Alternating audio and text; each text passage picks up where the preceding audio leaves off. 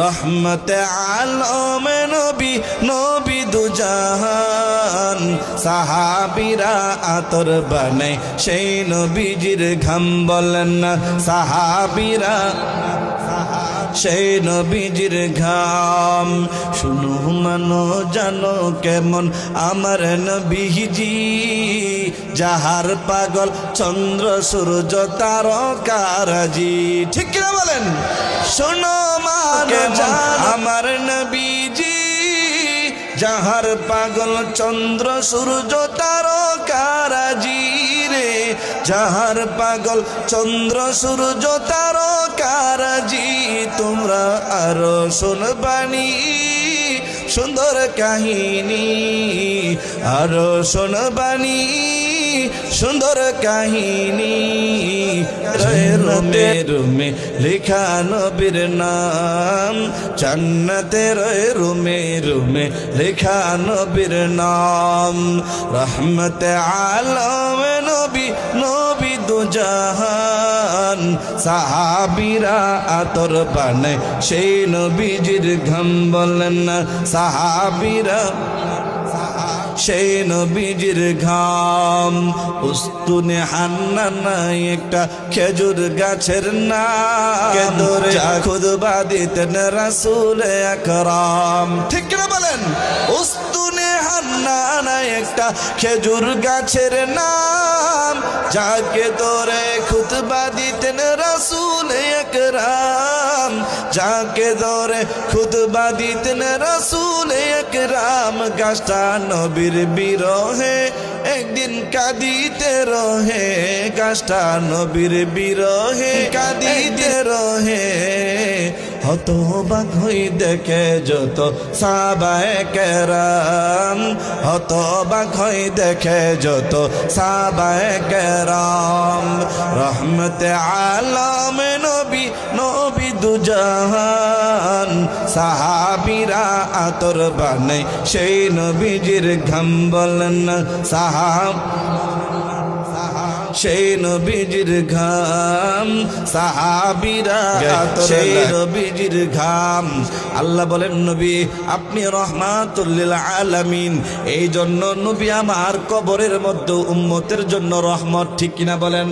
যারা আশিক রাসূল, যাদের ভিতরে নবীর ভালোবাসা আছে, তারা সঙ্গে সঙ্গে নবীকে দেখার জন্য, দেখার পরে চিনে ফেলবে।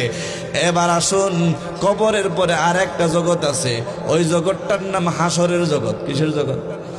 হাসরের মাঠে সব মানুষেরা নাফসি নাফসি বলে কাঁদবে।